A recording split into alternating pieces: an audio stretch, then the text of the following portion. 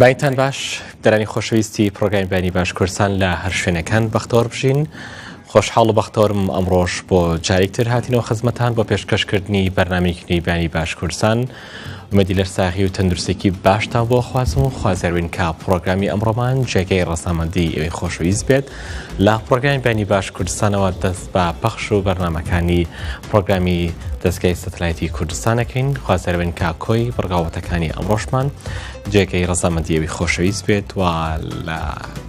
گفتوگۆ و بابەتەکانیشدا لەگەڵمان.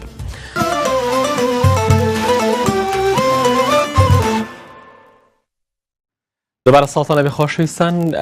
مژار و گفتوویەکەی بەرنامەکەم دەست پێکەم قسە و باسەکەم سەبارەت بە نهێنیەکانی یەکەم کتێبی نووسەر و ڕۆژنامەوان هەژار حەکیم بارزانی کە یەکێکە لەو گەنجانەی کە ساڵانێکە لە بواری مێدیا کارەکات، ئەزمونێکی تری کاری هونەری لە بواری مێدیا کردە ڕوو ئەویش بە تایبەتی نووسینەوەی کتێبێکیان بە چاپگەیاندن و بڵاوکردنەوەی یەکێکە لە کتێبەکان کە دانسقە و پڕ بەعێخە بە تایبەتی بۆ ئەمڕۆی مێدیای کوردی کە چۆن بتواندرێت ڕۆژنامەوان بە تایبەتی پامنێر لە کاتی ڕۆماڵ و جەنگەکاندا بتوانێت و شێوەیەکی ئەتوان بڵێن زانستیانە پیشیانە ڕۆماڵی جەنگ و شەڕەکان بکات. من لەگەڵ بەڕێز هەژار حەکیم بارزانی خاوەن نووسەر و کتێبی پامنێری جەنگ کە بەڕێزیان لەگەڵمان لە ستۆدیۆ گفتوگۆیان بابەتاکەم. کاک هەژار بەخێربێن، باینتان باش. زۆر سپاس بەیانی بەڕێستان باش، بەیانی بینەرانی کوردستان تیڤی لە هەر شوێنێک بن سڵاو ڕێز بۆ جەنابتان. سپاس بۆ میوانداریە. سپاس جارێکتر زۆر بەخێر بێ. زۆر سپاس. ئەزمون یەکەمتە لە بواری ئەتوان بڵێن بابەتێکی دیاریکراودا دەنووسی کە پامنێری جەنگە. ئەم کتێبەی کە لەبەر دەست بنەم دەوا ڕیپۆرتەر پامنێری جەنگ، ئەم کتێبە لە چێ سەرچاوی کرد بۆ بیر لەوەکرەوە بچیتە نێو قوڵایی بابەتێکی لەم شێوەیە کە بابەتێکی تاندازێک سەختە بۆ نووسین. زۆر سپاس کاک میران. کاتێک لە 2010 کۆلیژی ڕاگەاندمان لە کۆلیژ ئەدەبیاتی زانکۆی سەلاحەدین بە کۆتایی هێنا، ئیدی بە هاوکاری ئەو پسپۆڕانەی بواری ڕاگەاندن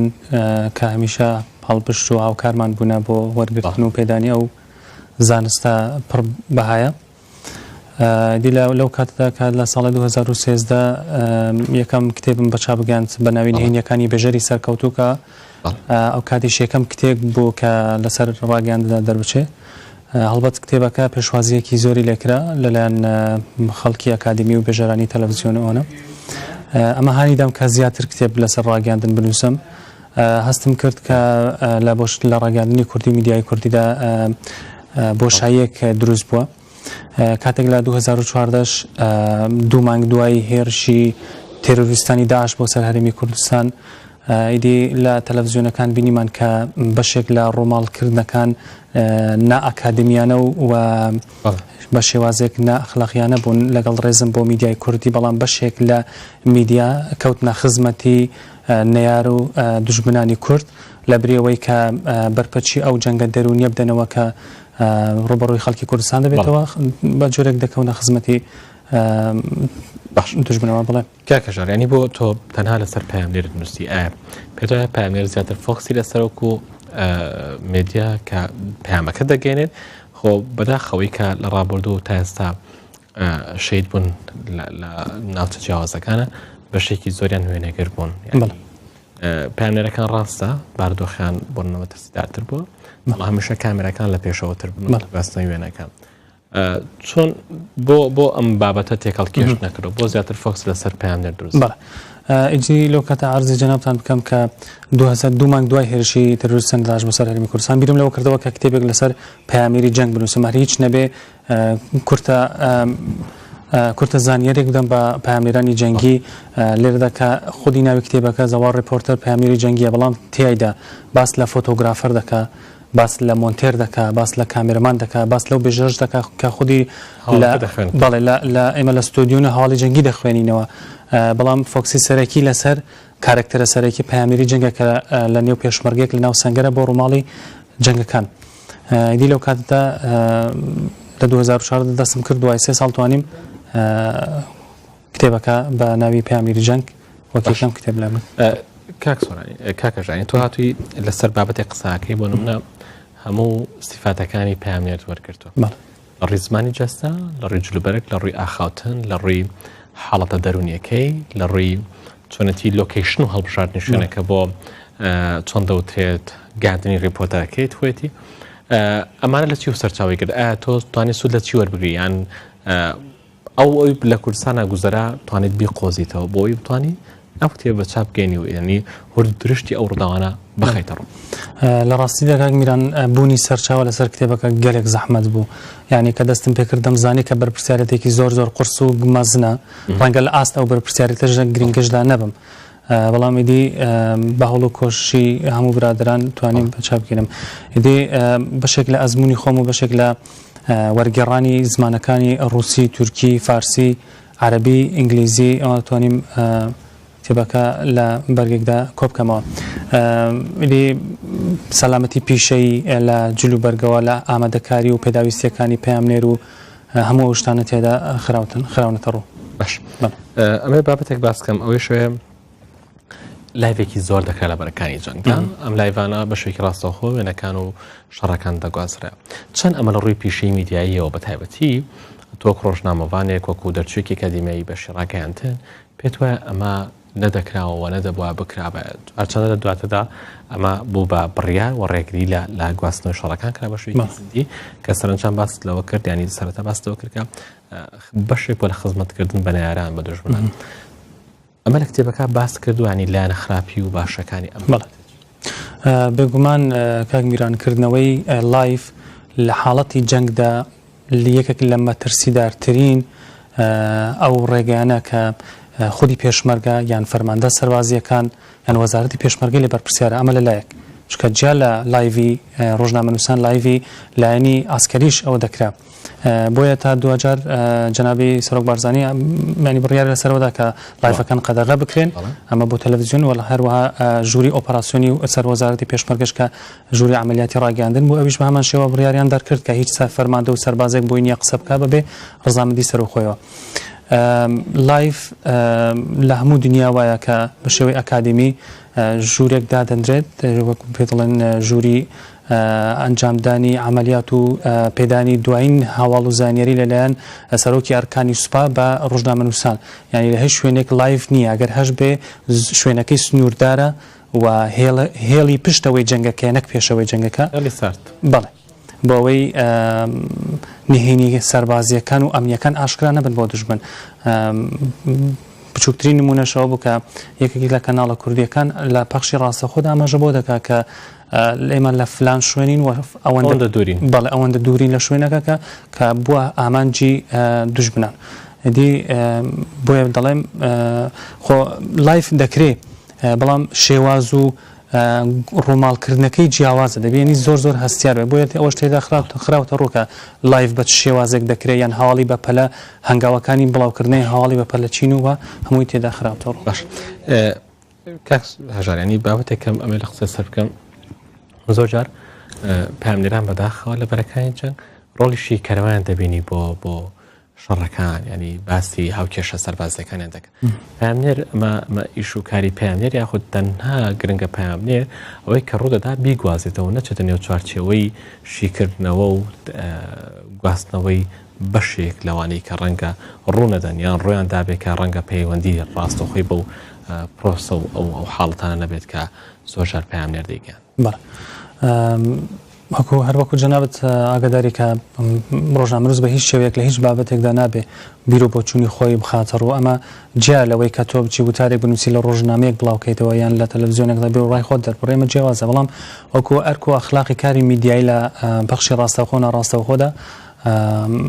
هێڵی سوورە بۆ پەیامنێران کە بیر و بۆچوونی خۆیان لەسەر دەرەنجامی جەنگێک یان بۆچوونی خۆی یان ئامار و شتێکی تەقریبی یان بە پێشبینی کرا و خاتەڕۆ یان نابێ پێشبینی بابەتەکە بکە دەکرێت شرۆڤەکارێکی سەربازی دەکرێت شرۆڤەکارێکی سیاسیان لە هەر بوارێکی دیکەدا میوانداری بکە و بۆچوونی ئەو وەربگرێ باش تۆ دێنە سەر بەشێکی تر لە کتێبەکەمی قسە سەر بکەم کامێرامانە کە ڕۆڵ و بەرجەستەی کامێرامان ڕەنگە لە پامێر زۆر زیاتر بێت و پێی کە ئەو لەوێتی کاری ڕۆژنامانی وێنەگرەکە کە دەوێت وێنەکان بگوازێتەوە بەدەستپێکی شەڕی داعشدا بە تایبەتی ڕۆژنامەوانی کورد ئەزمونیان نەبوو بەداخەوە زۆر جاریش کەوتنە گرفت و کێشەوە هەم بۆ هێزە سەربازیەکان و هەم بۆ خۆشیان چیت لەسەر کامێرەمان نووسیوە لەم بابەتاوی سوودە چۆن کامێرەمان وشیار بێت لەوەی کە پێداویستی ڕۆژنامەوانەکانی لە ڕووی درع و خود ئەو پێڵا و جلوبەرگ و تەنانەت پێداویستی پزیشکیش ڕەنگە پێویست بێت جار پێ بێت ئەگەر پەیامنێر پردی پەیوەندی نێوان خەڵک و زانیاری و یان لایەنە سەربازیەکانی و یان جەنگەکە بن بەڵام کامێرەمان چاوی خەڵکە زۆر جار بەدڵ حەز دەکەم شتێک ببینم بەڵام چاو بڕیار لەوە نادا کە سەیری بکەم بۆ نمونە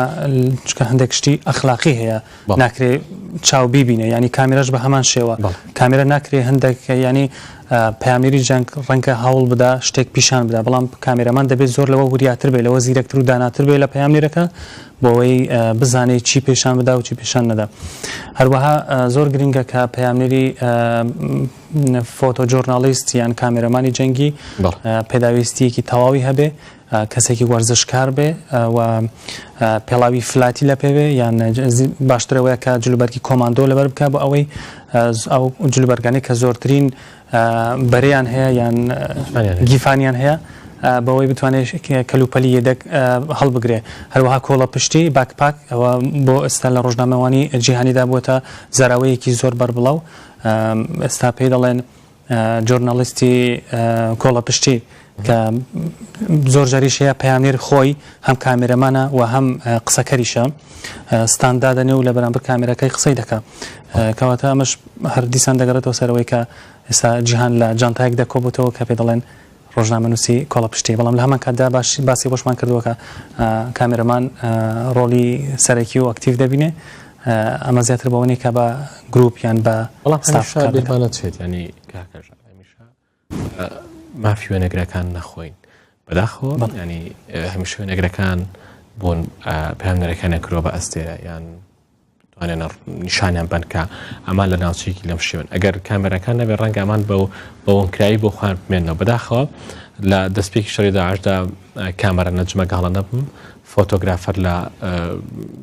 لە ناوچەکانی بریان بەگ و تەلوەرد بەداخەوە بە برینداری کەوت دەست چەکدارین داعش تا ئێستاش لەگەڵدا بێت ئەو شتێ دەخراوەتە ڕووناکتێ بەڵێ دواتر شەید مستەفا هەروەها دواتر شەید ئەرکان کامانە شەید شیفاعانی کۆمەڵێک لەم ڕۆژنامەنووسانە بەداخەوەی گیانەسپات لەم شەڕی نەرسی کە دووچاری ئێمەی میلەتی گەلی کوردستان هەبوو یسوتە چی ئەمە بگەینیت بە ناوەندە ئەکادمیەکان بۆی بە شوێکی ئەکادمی کاتێکە قوتابیەک لە ناوەندێکی ئەکادمیەک و پەیماگای تەکنیکیەکان بە شەڕاگەیاندن کۆلێژی ئەدەبیات یان کۆلێژی تەکنیکی کارگەڕەکان ئەمانە بخرێتە بەر باسۆ گفتوگۆ توێژنەوەی لەسەر بکرێت و بێت بە کتێبێکی باش کاک میران ئێمە دوێنێ ئێوارە لە سۆران مەراسیمێکمان ڕێک خست بۆ هەموو ڕۆژنامەنووسان و ئەو ڕۆژنامەنووسانەی کە ناویان لە کتێبەکەدا هاتووە جالەوەی کە ئەو ڕۆژنامەنووسانەی کە نوێنەری دەستگاکانی ڕاگەاندن لە سۆران هەمویان بەشدار بوون لە مەراسیمەکە و کتێبەکەش وەکو دیاری درا بە نوێنەری دەستگاکان کە سپاسی کوردستان تیڤی دەکەم کە دەستگای سەتەلایتی کوردستان بە خۆشحاڵیەوە بە شانازیەوە بەشدار بوونەوە خەڵاتی کتێبەکان وەرگرت هەر لەوێدا کاک یونس مستەفای پەیامنێرە و کاتی بەڵێ وێنەگری کوردستان تیڤی تێدا بەشدار بووکە لە دوجاردا لەگەڵ سەرکەوتنەکانی هێزی پێشمەرگی لە مەخموور بەڵێ بێگومان ئەو لەوێ خەڵات کراوە بانکرا و ئاماژەمان بە ڕۆڵی گرنگی پەیامنێران کرد لە ڕۆماڵی جەنگەکان هەمیشە وتمانە و دەشڵێنەوە کە فۆتۆگرافەر و ئەو کامێرەمانەکان چاوی خەڵکن و چۆن ماڵێک پەنجەرەیەکی هەبێ ئەوان پەنجەرەیەکن بۆ بینێران و هەمیشە دەستخۆشی لە کامێرەمان و وێنەگران کراوە جیالەوەی کە سەرچاوەیەکی دەوڵەمەندی ئەکادمیە بۆ بەشەکانی کۆلێژەکانی ڕاگەاندن لە سلێمانی لە دۆهۆک و لە هەولێریش و دەتوانوکو سەرچاوەش لە کاتی نووسینی ئەو کتێبە ڕاوێژ و گفتوگۆ تا بۆ لەگەڵ مامۆسانی زانکۆ بە تایبەتیوانی لە بەشە ڕاگەاندنن چونکە بیرمان نەچێت لە ڕووی ئەکادمی و ڕەنگە ئەوەی کە دەبیندرێت جۆرێک بێت بەڵام ڕووی ئەکادمیەوە کاتێکە قسە سەرباری میدیا دەکەی ڕەنگە خوێندنەوەیەکی تر هەڵبگرێت تۆ ڕاوێژ بە چێکردیانی لەگەڵ کەسان دانیشتی کاتێکە هەر لە ئەلفبێ کتێبەکە کە دەست پێکرد تاو گەیشتێ یا ینی بۆی بتواندرێت کتێبێکی دانسخە و زۆر باشێت چونکە ئێمە لە باری میدیا بەداخەوە کتێبمان زۆر کەم هەیە تایبەت بۆ میدیا نووسرابێ ئەوەی کە هەیە زیاتر شتەکان و تارنیان تەوەرنیان بابەت نووسرا بەداخەوە کە شەڕ دەستی پێ کرد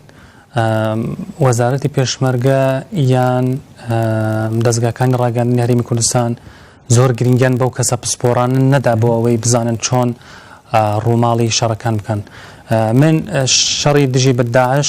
بە سەرەتای دروستبوونی پەیامنێری جەنگ لە میدیای کوردیدا دەبینم و ئەم قۆناغێکی زۆر گرنگ بوو بۆ میدیای کوردی. پێویستە لە هەر دەستگایکی ڕاگەاندندا لە ڕووماڵی جەنگەکان کەسانی پسپۆڕی کەسانی لێزان و لێ هاتوومان هەیە کە ئەوانەی لە دەرەوە خوێنی پسپۆڕیەکان تەواو کردیان ئەوانەی لە کوردستان هەن. من کە پلانەکەم دەست پێ کرد مامۆستای بەڕێز و خۆشەویستم کاک دکتۆر مەغدی چەپان ئەو لەو پسپۆڕانە بوو کە پلانەکەم پێ پیشاندەوە سەرپەرشتی کردم تا ماوەیەک تا کردمەوە سەر سکە و دەستم پێ کرد و دواتر لە تەواوکردنیشی پیشانی کاک دکتۆر سەپانمداوە ئەویش پێداچوونەوەیەکی بۆ کرد و ناوەڕۆک و تێکستەکانی پێ معقول و باش بوو. باش باسی دکتۆر مەغدی چەپان کرد